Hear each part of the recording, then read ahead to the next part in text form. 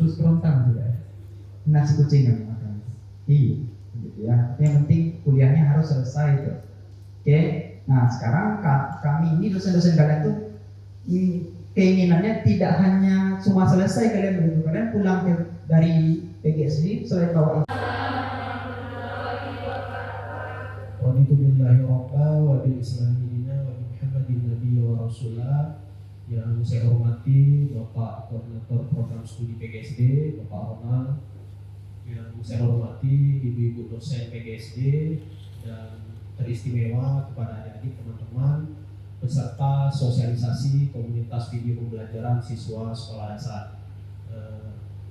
Sebagaimana yang telah saya sampaikan sebelumnya melalui undangan bahwa hari ini adalah kegiatan sosialisasi, dan saya juga mengucapkan terima kasih kepada teman-teman peserta yang telah mendaftarkan diri ya untuk mengikuti kegiatan hari ini.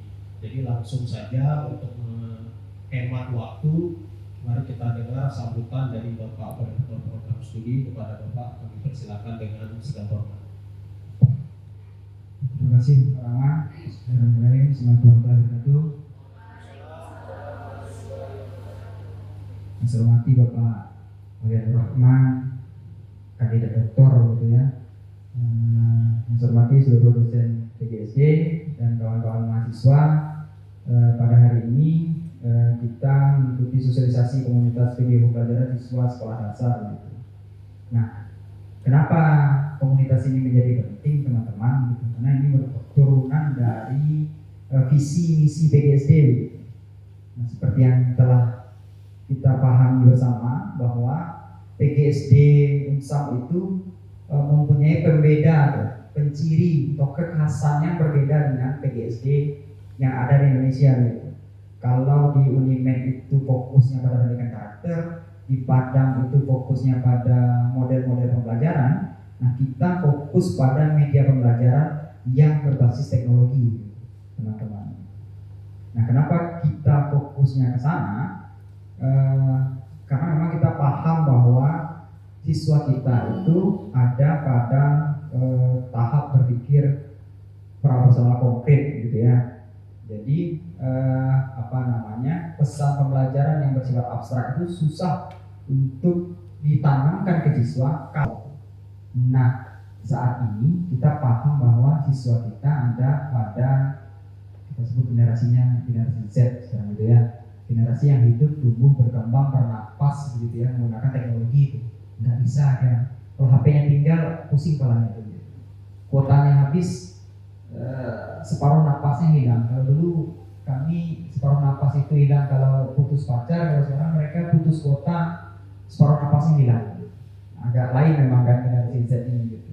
Nah, kita paham itu, kita upayakan pembelajaran yang sesuai dengan zaman mereka.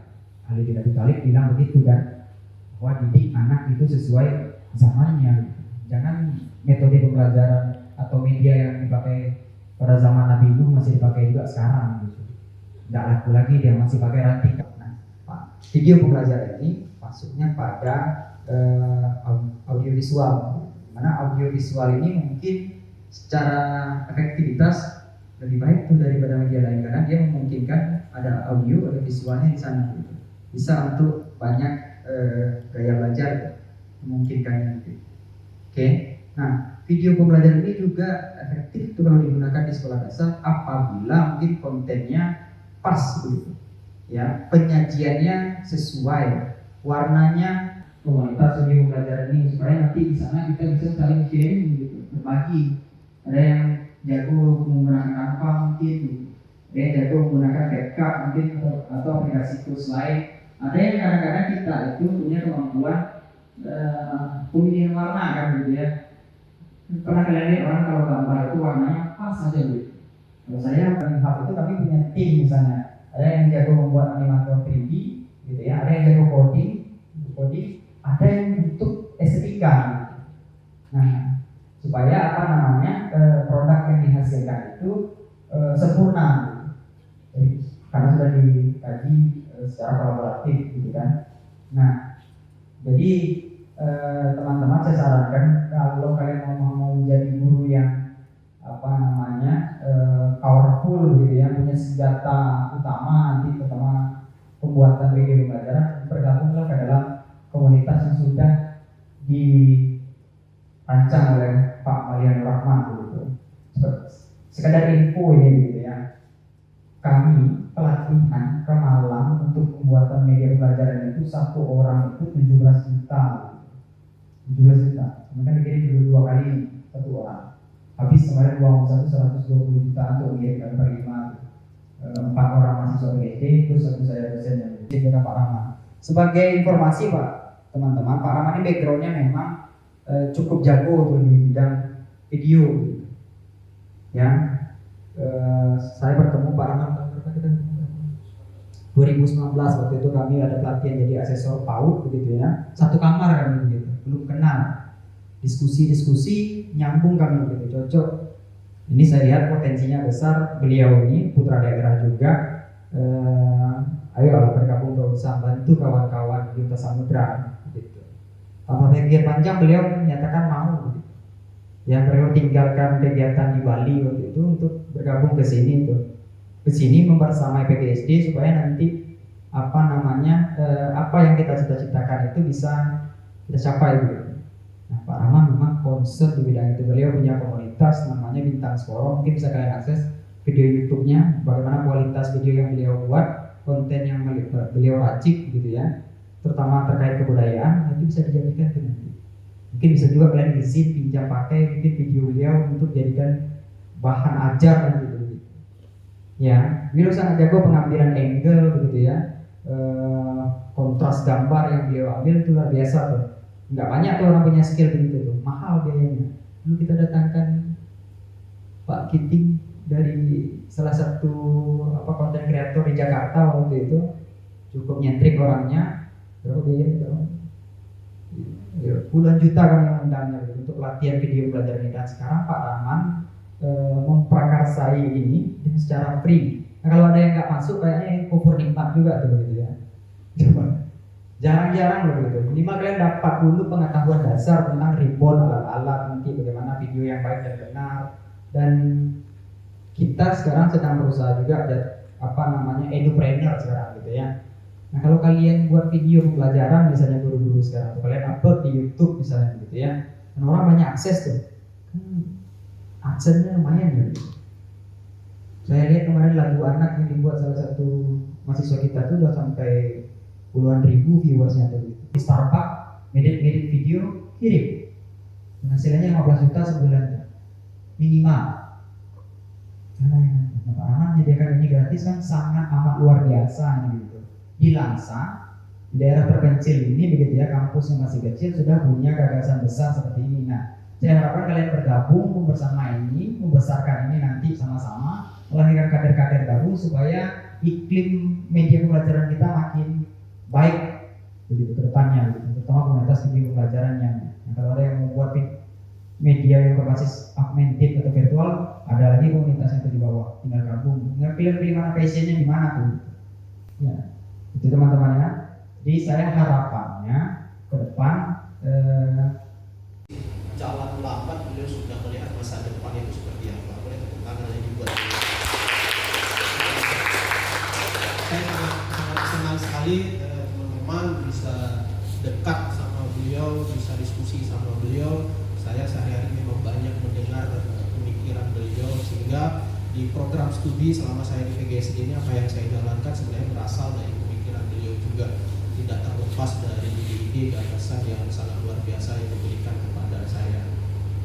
Teman-teman, kalau secara konsep ya dampak gagasan apa yang telah disampaikan Pak Ronald tadi terkait video ini sangat jelas ya, bagaimana pengaruhnya video ini kalau kita terapkan. Banyak orang mengambil guru besar itu karena video tsunami di Aceh, banyak orang belajar mengenal Aceh, banyak juga orang yang ditetapkan salah karena video, maka kesalahannya itu tidak lagi melekat pada dirinya tapi menjadi kebenaran karena ada bukti video. Begitu dampak pentingnya video itu jika kita memilikinya. Dan teman-teman, juga video ini juga kita banyak lihat ya di lingkungan kita, banyak video-video viral. Karena video viral itulah mereka diberangkatkan umroh keluarganya. Ini Makanya sangat penting bagi kita untuk memiliki keterampilan video. Bagaimana suatu bangsa itu menyatu seluruh negara di dunia untuk membela Palestina karena videonya juga. Nah, begitu besar teman-teman. Jadi sangat sayang kalau kita tidak punya keterampilan untuk mengembangkan media video pembelajaran. Nah, terkait video pembelajaran, apakah memang harus viral? Semestinya tidak juga. Tapi kalau media video pembelajaran itu setiap tahun ya, setiap waktu, setiap saat itu dibutuhkan dan dicari orang. Tapi kalau video viral kan di saat itu saja. Itu bedanya dengan video pembelajaran, teman-teman. Kalau cerita dampak saya kira sudah lengkap ya dari apa yang disampaikan oleh Pak Ronald, dan tujuan kegiatan kita ini sebenarnya untuk mensosialisasi komunitas ini. Saya tidak bercerita konsep lagi, tadi sudah sangat jelas. Dan yang perlu saya sampaikan bahwa ini kegiatan rutin dan berkelanjutan. Sebelumnya juga sudah saya sampaikan melalui Instagram kita yang sudah dikembangkan oleh Bu Seni. Kemudian di bawah juga sudah ada poster, teman-teman juga sudah melihat, mungkin ada sebagian dari kita juga mungkin sudah mendaftarkan melalui tautan pendaftaran bit.ly/UNV-PGSD. Nanti teman-teman yang mau mengikuti kegiatan ini silahkan daftarkan diri untuk mengikuti kegiatan ini. Dan program ini akan kita lakukan rutin teman-teman sepanjang tahun, dan tujuannya memang untuk meningkatkan keterampilan teman-teman dalam mengembangkan media video pembelajaran, khususnya untuk sekolah dasar. Nah, video sekolah dasar ini tentu nanti akan kita integrasikan dengan kebutuhan masalah yang ada di lingkungan siswa kita. Dan paling penting juga apa yang disampaikan oleh Pak Ronald, bahwa media video kita itu harus kita angkat yang paling dekat dengan siswa kita, dan nanti juga bagaimana caranya akan kita diskusikan, akan kita latih teman-teman melalui forum komunitas ini. Dan itu kira-kira teman-teman secara singkat terkait sosialisasi kegiatan ini. Bagaimana cara pendaftaran tadi juga sudah disampaikan oleh Pak Ronald, gratis ya, tidak ada biaya apapun, bahkan kita difasilitasi dengan snack, dengan minuman. Teman-teman sangat beruntung, dan jangan sampai kesempatan ini tidak teman-teman ambil ya. Jadi teman-teman harus ikut terlibat, ikut berperan dalam kegiatan pelatihan pengembangan media pembelajaran. Apakah ada pertanyaan, tanya jawab, atau cukup jelas? Sudah cukup jelas? Sudah ada yang mendaftar sebelumnya? Ada, alhamdulillah. Boleh tepuk tangan dulu buat yang semester 1 ya. Ya, semester 1. Mestinya yang semester 5, semester 7 itu juga harus mendaftar, karena ini juga sangat penting ya nanti ketika penulisan skripsi dan sebagainya.